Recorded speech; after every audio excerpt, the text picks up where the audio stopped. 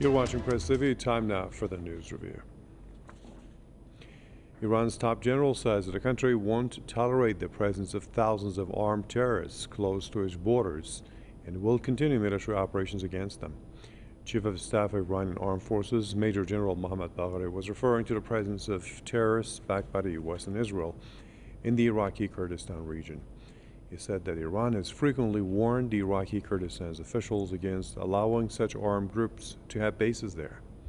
Bagheri said that the terrorist group should either give up their arms and turn into non-military groups or be expelled by officials of the Kurdistan region. Iran's Islamic Revolution Guards Corps has launched a series of multi-pronged military attacks on terrorist bases in Iraqi Kurdistan. The bases played a role in fueling violent riots across Iran in recent weeks. Now, to discuss that, I'll be joined by John Bosnich, who's a journalist, activist, and political analyst in Belgrade. Also with me is Marcus Papadopoulos, historian, political analyst, and author in London. Welcome to the show, gentlemen.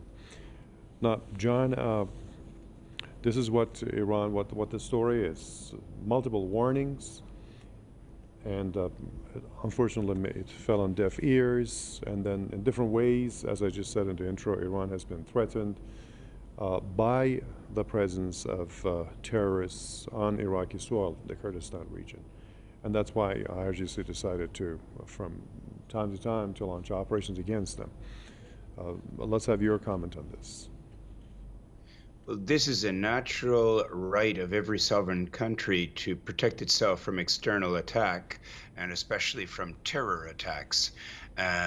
Iran is working fully within its own legal rights to protect its territory from ongoing attacks and any threatened attack. This is nothing new, and Iran has every right to do so. Okay. Marcus, Iran and Iraq have good relations, and but you know what the presence of foreign forces has been wreaking havoc there. Iraqi parliamentarians a few years ago asked for foreign forces led by the U.S. to leave. They are still there, and Iran believes that this also has to do with what's happening in the Iraqi Kurdistan region.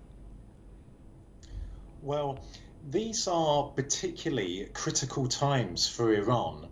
What with the hand of America at work on Iran's border with Iraq, and also at work inside of Iran itself. And in regard to the latter, I am referring to the small yet violent, murderous protests which occurred in Iran and which bore all the hallmarks of how America historically attempts to incite civil disobedience in a country of geostrategic importance, which does not bow down to American diktats. And I am of the firm opinion that these particularly critical times for Iran and for the Iranian people fall at a time when Iran is steadfast in its support for Russia. So I believe that America and some of its allies are attempting to weaken the Russian army in Ukraine and Russia as a whole by attempting to weaken Iran.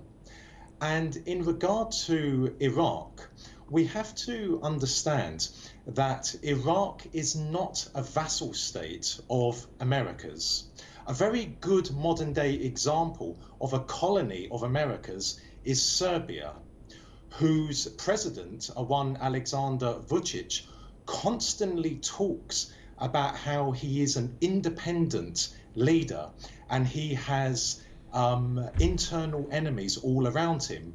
Well, that is simply a way of maintaining the facade that both he and Serbia are independent. But no, when it comes to Iraq, the Americans have considerable influence inside of Iraq, particularly in the north of the country and in the center, and very little influence in the south of Iraq. So the Americans are clearly amassing terrorist forces in the north of Iraq on the border with Iran to try and weaken Iranian national security at a time when Iran is very fervent in its political support to Russia concerning the war in Ukraine. And I would say to the Kurds of northern Iraq to be very careful as to who they get into bed with, because it was the Americans who supplied Saddam Hussein with chemical weapons, and then Saddam Hussein used those chemical weapons in Halabja in the late 1980s, which caused the deaths of thousands of Kurds. So the Kurds should be very cautious about having entered an unholy alliance with Washington. Okay. And John, in your opinion, what's U.S. plan agenda for Iraq? When they were present there, you see what happened to Iraq. And when they're there, they say we're just securing and training the Iraqi forces there. And does the U.S. really want to see Iraq prosper and also at the same time have good relations with its neighbors like Iran? Well, the United States has a tendency of using other countries for its own interests first. It does have allies, but in the case of Iraq, it's using Iraq as a tool against the country of Iran. And this was part of the original American military plan in the region, first to bring down Iraq and then to use Iraq using proxy parties like the Kurds to attack Iran. And we're now seeing that Iran is not going to allow further encroachment in its region. And this is also tightly connected with not just Russia, but with China. So we have a situation in which America has come up against a defensive group that is not ready to yield to further American encroachment in the area. Okay. And Marcus, in a couple of minutes, what do you think is a solution to the threat that Iran is feeling because of the presence of terrorists close to its borders in the Iraqi Kurdistan? Under international law, Iran has every right to ensure that its borders are 100% secure. And I believe that the Iranian government has many, many years of experience and is exceedingly adept in ensuring the security of Iran's borders. And we also have to take into consideration that Albania, which is a NATO member and a strategic friend and ally to Washington, is awash with terrorist training camps